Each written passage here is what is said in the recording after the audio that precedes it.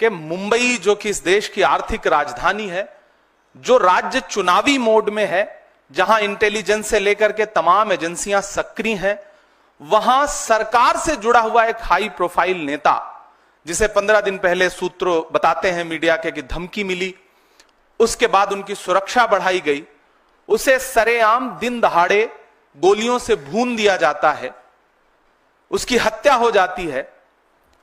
अगर सरकार अपने नेताओं को सुरक्षा दे पाने में असमर्थ है, तो फिर मुंबई और महाराष्ट्र की जनता को कैसे सुरक्षा दे सकती है? सबसे बड़ा सवाल यह है।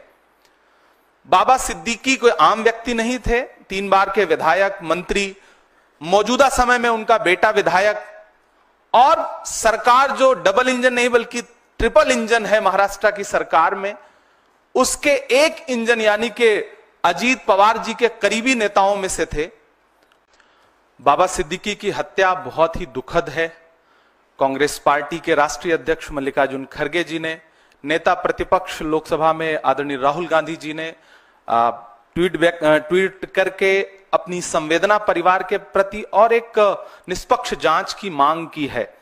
मैं महाराष्ट्र से सांसद हूं और कल की घटना से बहुत हैरत में हूं कि मुंबई जो कि इस देश की आर्थिक राजधानी है, जो राज्य चुनावी मोड में है, जहां इंटेलिजेंस से लेकर के तमाम एजेंसियां सक्रिय हैं, वहां सरकार से जुड़ा हुआ एक हाई प्रोफाइल नेता, जिसे 15 दिन पहले सूत्र बताते हैं मीडिया के कि धमकी मिली, उसके बाद उनकी सुरक्षा बढ़ाई गई, उसे सरेआम दिन दहाड़े गोलियों से भून दिया जाता है, उसकी हत्या हो जाती है।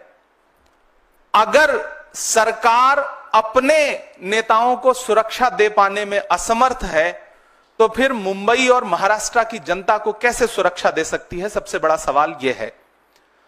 बाबा सिद्दीकी कोई आम व्यक्ति नहीं थे, 3 बार के विधायक, मंत्री, मौजूदा समय में उनका बेटा विधायक, और सरकार जो डबल इंजन नहीं बल्कि ट्रिपल इंजन है महाराष्ट्र की सरकार में, उसके एक इंजन यानी कि अजीत पवार जी के करीबी नेताओं में से थे। उनकी हत्या हुई सरेआम। यह महाराष्ट्र में कानून व्यवस्था रसातल में जाने का सबसे बड़ा परिणाम है। इसकी जिम्मेदारी सीधे सीधे भाजपा के देवेंद्र फडणवीस जी की है। मुख्यमंत्री जी से ज्यादा गृहमंत्री की जिम्मेदारी है। मैं तो यह कहूंगा गृहमंत्री को आगे बढ़कर के जिम्मेदारी लेनी चाहिए। महाराष्ट्र में कानून व्यवस्था बुरी तरह से विफल है। बदलापुर से बांद्रा तक आप जहां भी देखेंगे महाराष्ट्र में ना तो बच्चियां सुरक्षित हैं, ना बेटियां सुरक्षित हैं, ना व्यवसायी सुरक्षित हैं, ना राजनेता सुरक्षित हैं।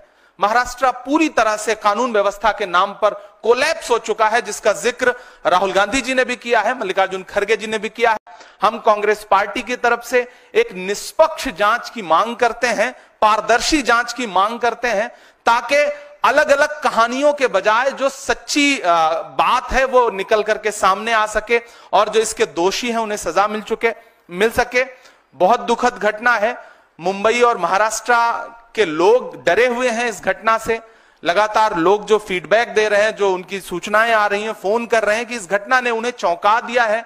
और पुलिस पूरी तरह से, जिस दिन सड़क पर हो, दशहरे का दिन है, त्योहार का दिन है, जिस दिन सुरक्षा व्यवस्था बहुत ज्यादा सड़कों पर होती है, पुलिस के हाथ में पूरी तरह से सुरक्षा व्यवस्था होती है, सजग होती है पुलिस, उस दिन इस तरह की घटना होना, हत्यारे रेकी करते हैं, रेकी करने के बाद हत्या करते हैं, खुलेआम चैलेंज करके हत्या करते हैं। यह सरकार के इकबाल पर गोली चलाई गई है, कानून व्यवस्था के इकबाल पर गोली चलाई गई है और अंततोगत्वा हत्या हो गई। पुलिस रोक पाने में नाकाम रही।